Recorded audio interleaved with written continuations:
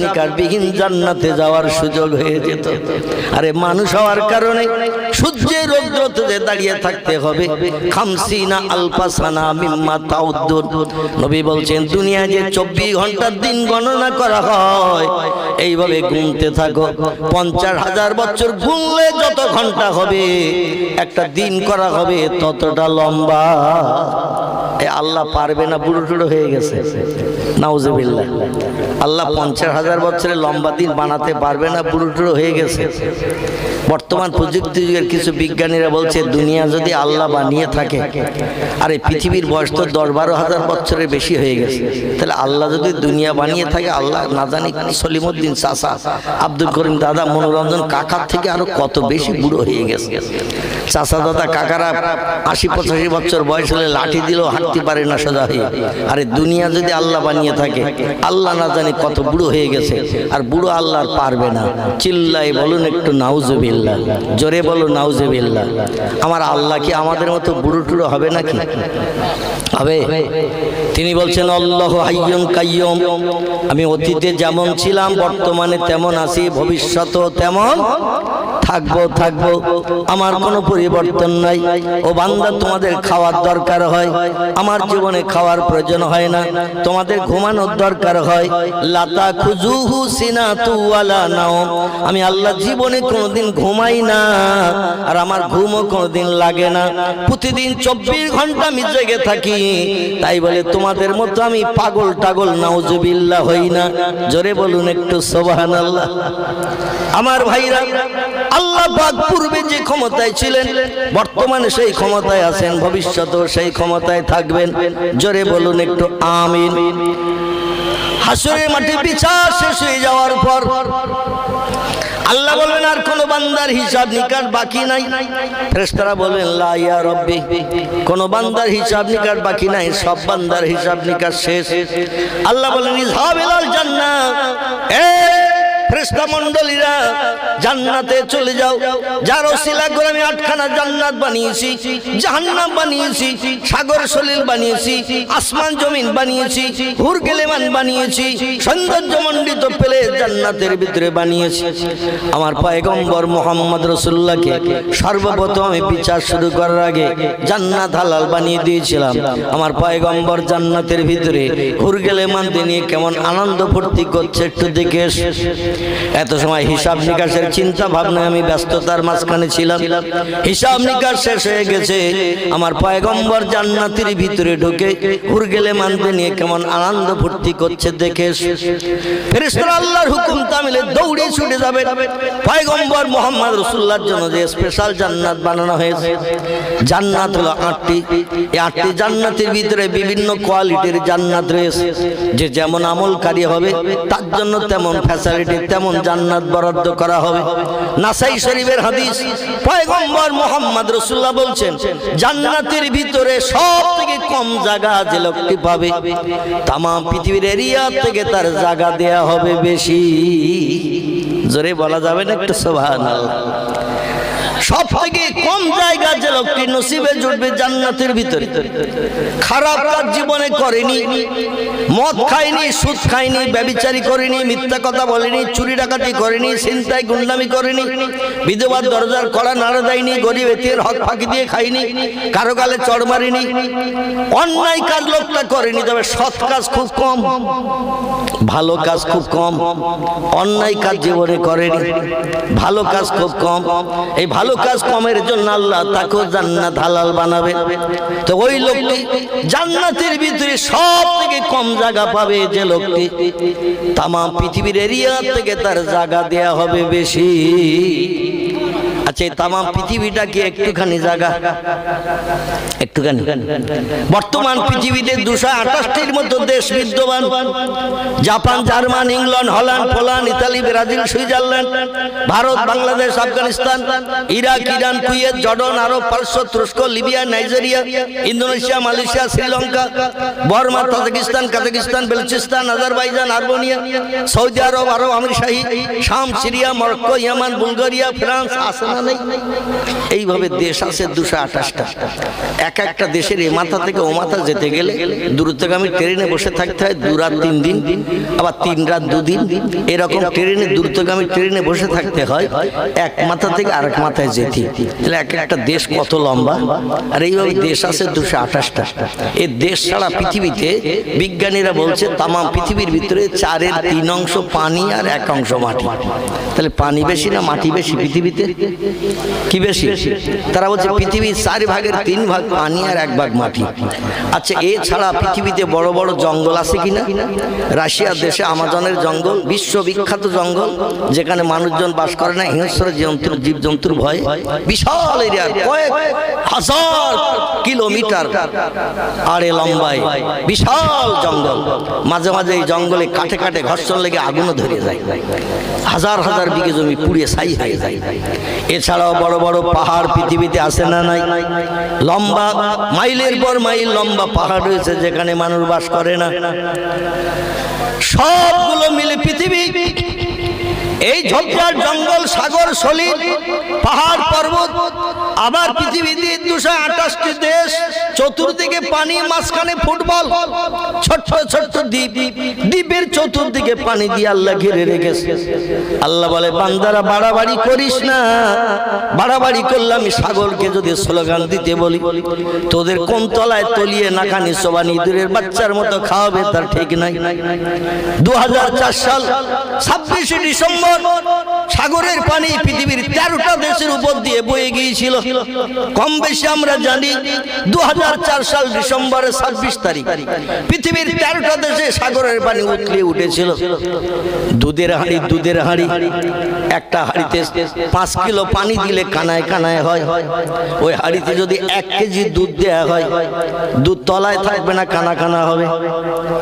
দুধ আর পানি তো একই তরল জিনিস। 5 কেজি পানি দিলে কানা কানা হয়। 1 কেজি দুধ দিয়েছেন, তাহলে কানা কানা হবে না, তলায় থাকবে, তলায় থাকবে।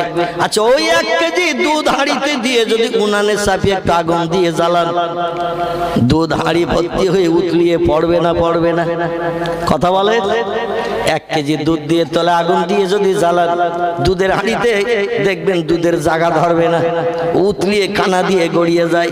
আল্লাহ বলেন, সাগরের তলায় স্টোভ জ্বালিয়ে দিয়েছে দুধের হাঁড়ির মতো। ও বান্দারা, আমার দুনিয়ায় বাস করবে, আমার নেয়ামত খাবে, আমার অনুদান বিবি বাচ্চা নিয়ে সংসার জীবনে সুখ ভোগ করবে, আমার জমিনে ঘর বেঁধে থাকবে, আর আমার মর্জিনের আজানে কান দেবে না, আমি আল্লাহ আমার নামের তাসবিহ পড়বে না। ও মাকারু ওয়া মাকারাল্লাহু আল্লাহু খায়রুল মাকিরিন। চিল্লায়ে বলুন একটু আল্লাহু আকবার। যত চালাকি করো, যত বুদ্ধি ধরো বান্দারা, আমি সব চালাকের বড় চালাক আছি। আমি আল্লাহ এমন এমন অ্যাকশন করব, তোমাদের ঠাকুর দাদা 14 পুরুষের নাম শুনিনি, ভবিষ্যৎ জেনারেশনও নাম শুনবে না। আমার দুনিয়ায় বাস করবে আর আমারে নেবে না। আমি আল্লাহর আগুনিত হয়ে যে যখন মাঝে মাঝে অ্যাকশন করব, আসমানি গজব দেব, জমিনে গজব দেব। সেদিন 9টা ধানের চাল কটা বলার সময় দেব না। এখন আমি আপনাদের কাছে যদি জিজ্ঞাসাবাদ করি, 9টা ধানের চাল কটা হয়? কত বলতে পারবেন নাকি? 9টা হবে, আলহামদুলিল্লাহ। আচ্ছা, এই 9টা বলতে ক সেকেন্ড লাগে? 9টা 1 সেকেন্ড। এই 9টা বলতে 1 সেকেন্ড সময় লাগে। সেই খোদার কসম, আল্লাহ যখন আসমানি গজব নিক্ষেপ করবে, এই 9টা বলার সময়ও মানুষ পাবে না। এমন গজব আল্লাহ দান করবেন। বর্তমান তাম পৃথিবীতে একটি গজব চলছে, কম বেশি বাচ্চা থেকে বুড়ো সবাই আমরা গজবের নাম জানি। ইংরেজি নাম হলো কোভিড-19, বাংলা নাম হলো করোনা মহামারী ভাইরাস রোগ। চীনের দেশের একটি রাজ্য আছে, নাম তার উহান। উহান রাজ্য থেকে এই রোগটার সূত্রপাত শুরু, পরবর্তী তাম পৃথিবী এসে গেছে। লক্ষ লক্ষ মানুষ পৃথিবী থেকে মৃত্যুবরণ করেছে। রোগের সিমটম হলো একটু সর্দি, কাশি, হাসি আর ঘুনঘুনে জ্বর। এই তো নাকি? সর্দি আর কাশি, মাঝে মাঝে হাসি আর একটু ঘুনঘুনে জ্বর। দুনিয়ার উন্নত দেশ Japan, German, England, Holland, Poland, Italy, Brazil, Switzerland, France, বড় বড় উন্নত দেশ সব হয়ে রয়েছে 8 মাসের মতো। কমাস 8 মাসের মতো দুনিয়ার সব দেশের বিজ্ঞান থ, ইঞ্জিনিয়ার থ, ডাক্তার থ, মাস্টার থ, বুদ্ধিজীবী থ, সাহিত্যিক থ, এই রোগের এখনো পর্যন্ত ওষুধ আবিষ্কার হয়েছে। কোন দেশ ওষুধ তৈরি করছে, মানুষের দেহে প্রয়োগ করতে যে রোগ সারা যেমন তেমন আর অ্যাকশন বেশি হচ্ছে। বাদ দে ওষুধ, রিজেক্ট কর, এখনো পর্যন্ত সফলতা নিতে পারেনি কোন দেশের বিজ্ঞানীরা। আল্লাহ বললেন সম্ভব হবে না। আমি আল্লাহ, আমার উপর আত্মবিশ্বাস ভরসা রাখো, ওষুধ পাত্র লাগবে না। বিনা ওষুধে আমি আল্লাহ কোন শব্দ ব্যবহার করলেই সব রোগের নিষ্পত্তি হয়ে যাবে। জোরে বলুন একটু সুবহান। কোরআন বলছি, ওয়া নুনাজ্জিলু মিনাল কোরআনি মা হুয়া শিফাউ ওয়া রাহমাতুল লিল মুমিনিন। গলা ছেড়ে উচ্চ রবে বলুন একটু আল্লাহু আকবার। আল্লাহ বললেন বিশ্ববাসী, আচ্ছা একটু একটু এবারে এগিয়ে আসতে হবে, কারণ পিছনের দিকে রাস্তায় গাড়ি ঘোড়া যাচ্ছে, বসার জায়গা অসংকলন হয়ে গেছে। একটু একটু এগিয়ে আসেন, আমি একটু তথ্য আপনাদের কাছে এবার পরিবেশন করব। এত সময় একটু ট্রাক্টর দিয়ে চাষ করে নিয়েছি, জমি চষে নিয়েছি, এবার একটু দানা ছড়াবো। একটু একটু এগিয়ে আসেন আমার কাছের দিকে, আসেন, টক টক করে আসেন। যত দেরি করবেন আমার বক্তৃতা করতে দেরি হয়ে যাবে। আমি সময়ের ভিতরে আমার বক্তব্য শেষ করার চিন্তা ভাবনা। রাস্তা একটু ক্লিয়ার রাখেন, কারণ গাড়ি ঘোড়া যাচ্ছে, সাইকেল যাচ্ছে, মোটরসাইকেল যাচ্ছে, একটু রাস্তার দিকে ফাঁকা রেখে সামনের দিকে আসেন। আচ্ছা আমি মৌলভী কি বাঘ টাক নাকি? আমি বাঘ? কোনদিন কোন জলসা দিয়ে হালুম করে কারো ঘাড়ে পড়ে খেয়ে নিছি, এরকম রেকর্ড টেকর্ড আছে নাকি? তাহলে এই কাছের দিকে আসতে এত ভয় হচ্ছে কেন? হ্যাঁ, আমি একটু এগিয়ে যাচ্ছি, দরকার হয় আসেন একটু কাছের দিকে এগিয়ে আসেন, আমার একটু এগিয়ে যাচ্ছে, আসেন এগিয়ে আসেন। পিছনে জায়গা ক্লিয়ার কর, হ্যাঁ সামনে আসে, আমি একটু সামনে এগিয়ে যাচ্ছি যাতে মুখ দেখতে অসুবিধা না হয়। যদি এরকম রেকর্ড থাকে যে মৌলভী আবুল কালামের সামনে বসলে হালুম করে বাঘের মতো পড়বে আর 3 দিনের খাবার খেয়ে নেবে, একেবারে বিবি বাচ্চা বিধবা এতিম করবে, তাহলে আসতে হবে না। এখন এরকম রেকর্ড টেকর্ড আমার তো মনে হয় নেই। এখন আপনাদের জানা আছে কিনা আল্লাহ জানেন। তিরমিজি শরীফের হাদিস, তিরমিজি শরীফ হাদিস, লক্ষ্য করেন আমার দিকে। পয়গম্বর মুহাম্মদ রাসূলুল্লাহ বলছেন, কোরআন হাদিসের মজলিসে বিজ্ঞ পণ্ডিত আলেমদের যত কাছাকাছি যে বসা যাবে, আল্লাহ খুশি হয়ে যে তত তাড়াতাড়ি জীবনের সগীরা গুনাহগুলো মাফ করে দিয়ে থাকেন। জোরে বলুন সুবহানাল্লাহ। তিরমিজি শরীফের হাদিস। নবী বলছেন, আলেমদের যত কাছাকাছি যে কোরআন হাদিসের মজলিসে বসা যাবে, আল্লাহ খুশি হয়ে যে সারা জীবনের সগীরা গুনাহগুলো আল্লাহ তত তাড়াতাড়ি মাফ করে দেবেন। তাহলে গুনাহ মাফ করার জন্য আমরা এসেছি না পাপে ঝুড়ি নিয়ে যেতে এসেছি? কথা বলে, গুনাহ মাফ করতে এসেছি। এজন্য যখনই মজলিসে আসবেন, শুধু আজকে নয়, যখনই কোরআন হাদিসের মজলিসে আসবেন একটু কাছাকাছি এসে বসবেন। এখানে আমি না বসে যদি একটা 4 বাক্স বসানো হতো, সামনে ডাকার দরকার হতো। 4 বাক্স বোঝেন তো নাকি? যার ইংরেজি নাম টেলিভিশন, এই টেলিভিশন যদি এখানে একটা বসানো হতো, আর বেদের মেয়ে ধোসনা, কিরণমালা এরকম ফিল্ম যদি একটা চালানো হতো, বাংলাদেশ তো পাগল হয়ে গেছে কিরণমালার অ্যাকশনে। আমি প্রায় যাই বাংলাদেশে। গত বছর 4.5 মাস প্রোগ্রাম করলাম বাংলাদেশে, তার আগের বছর 3.5 মাস, এবছরে এখনো ঢুকিনি। মানে বর্ডারে গেলে এখন করোনা টেস্টিং করে রিপোর্ট দেখাতে হবে, তারপর ঢুকতে হবে। আমি বললাম ও টেস্টিং এ যাবো না, যে কদিন আল্লাহ বাঁচিয়ে রেখেছে হসপিটাল নার্সিং হোমও যেন ঢুকতে না হয়। এজন্য আসামে ত্রিপুরা যেতে গেলেও এয়ারপোর্টে এখন টেস্টিং দেখাতে হচ্ছে। ওরা বারবার ফোন করছে, কামরূপ থেকে, দরং থেকে, গৌহাটি থেকে, আবার আপনার ত্রিপুরায়, সোনামুড়া, বিশালগড়, কৈলাসহর, তারা ফোন করছে।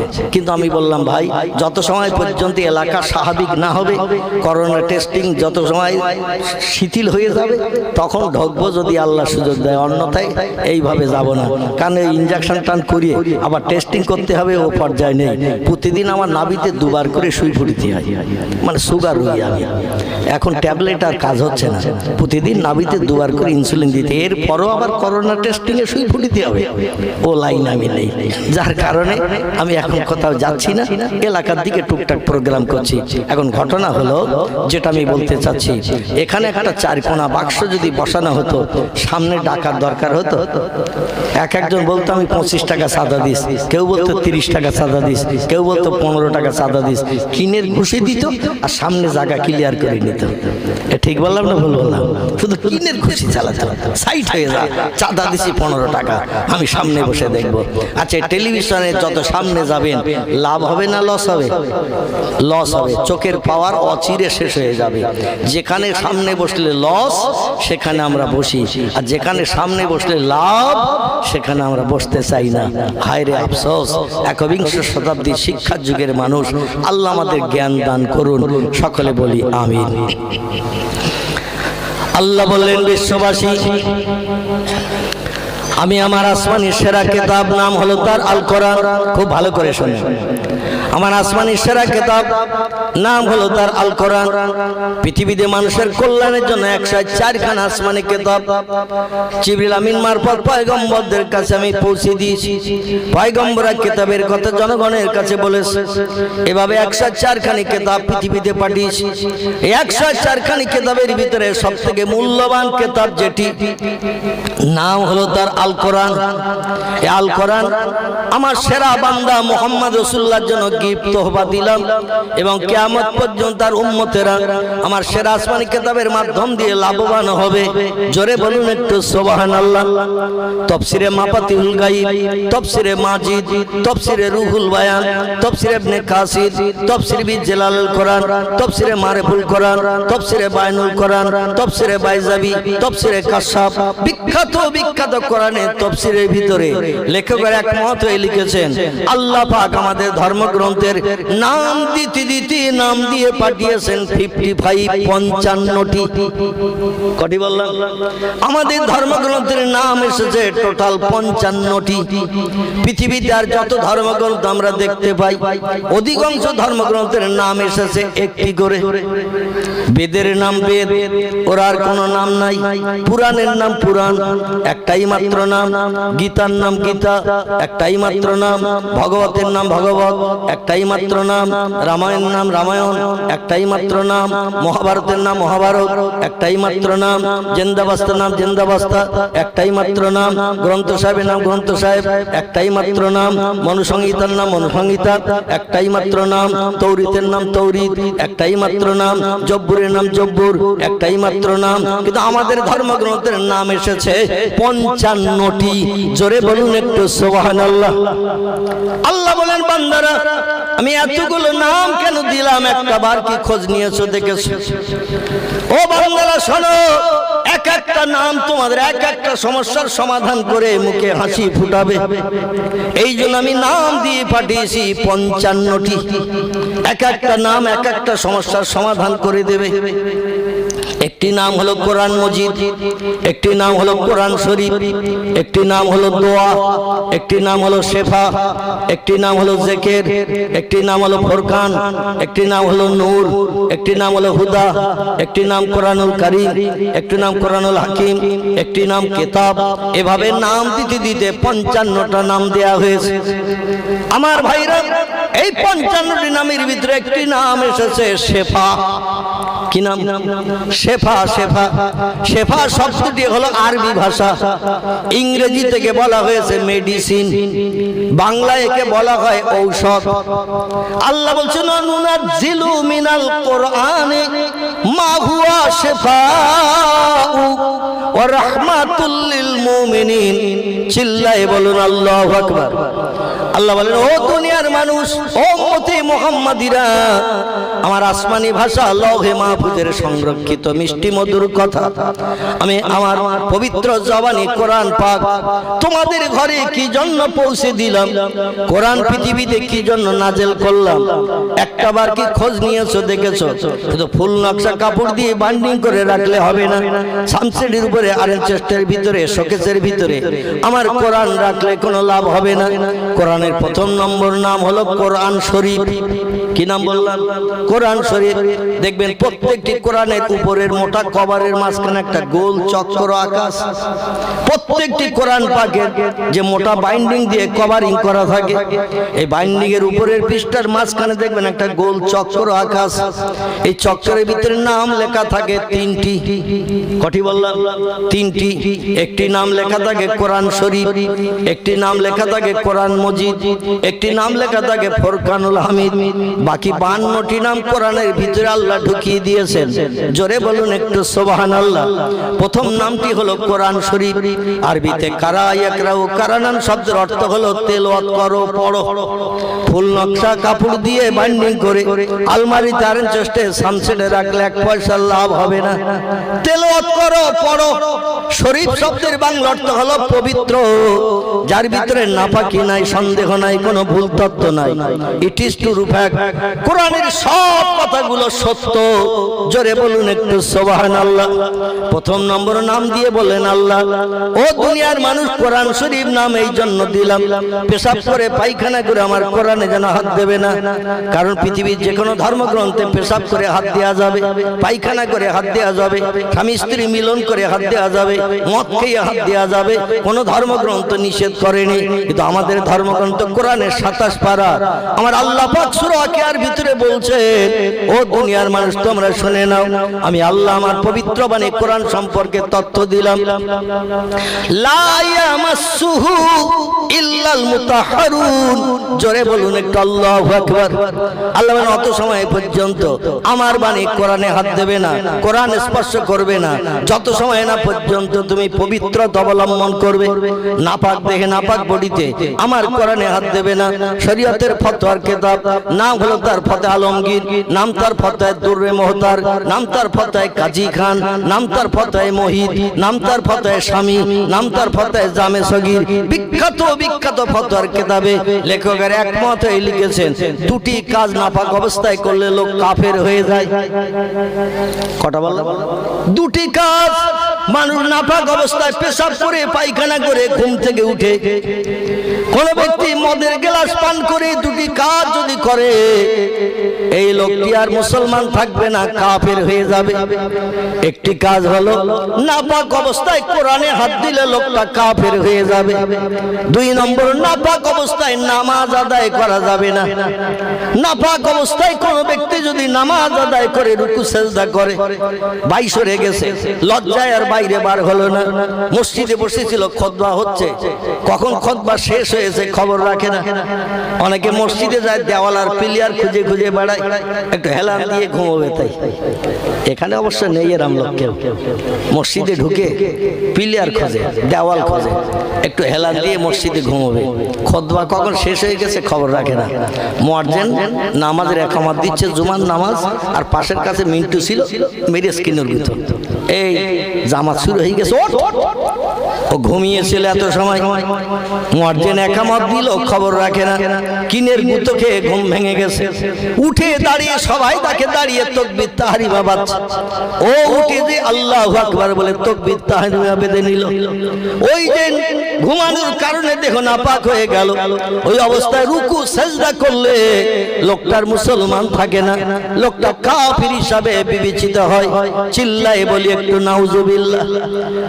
যত লজ্জা লাগুক, আত্মসম্মানে লাগুক, মসজিদে যে ঘুমিয়ে পড়লে নামাজ পড়ার আগে অবশ্যই যাবে ওযু করতে। কোরআন পাকে হাত দেওয়ার আগে পবিত্রতা অবলম্বন করে নেবেন।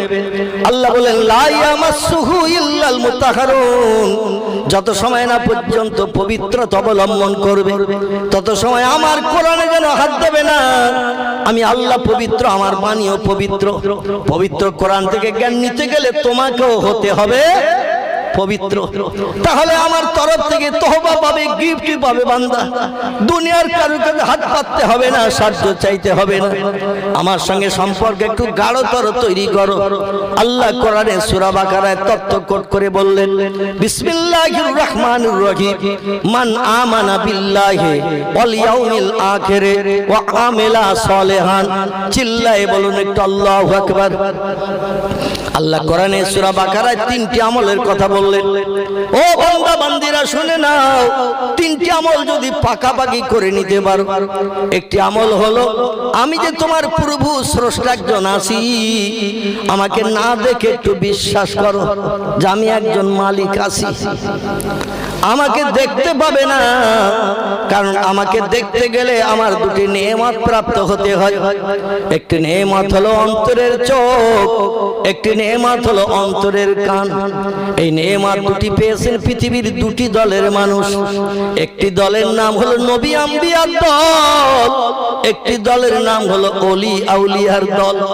এই দুটি দলের মানুষ রাত জেগে জেগে আল্লাহর ইবাদত উপাসনা করে, তাহাজ্জুদে নামাজ পড়ে, জপ জিকির করে দুটি নেয়ামত মাহবুদের তরফ থেকে পেয়েছেন। একটি হলো অন্তরের চোখ, আর একটি হলো অন্তরের কান।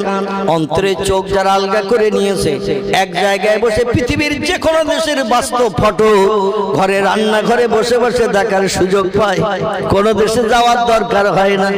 অন্তরের কান যারা আলগা করেছে, এরা পৃথিবীর যে কোনো জায়গায় বসে কথা বললে হাওয়ার মাধ্যম দিয়ে যেখানে পৌঁছানোর চিন্তা নাই, সেখানে তাদের কণ্ঠের আওয়াজ চলে যায়।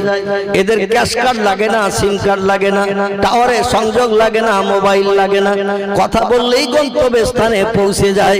জোরে বলুন একটু সুবহানাল্লাহ, নারায়ে তাকবীর। পৃথিবীর বিজ্ঞানীরা মোবাইল মেশিন বানিয়ে হাজার হাজার মাইল দূরে যদি আমাদের কথা হাওয়ার মাধ্যম দিয়ে পৌঁছে দিতে পারে, দুনিয়ার বিজ্ঞানীরা টেলিফোন মেশিন বানিয়ে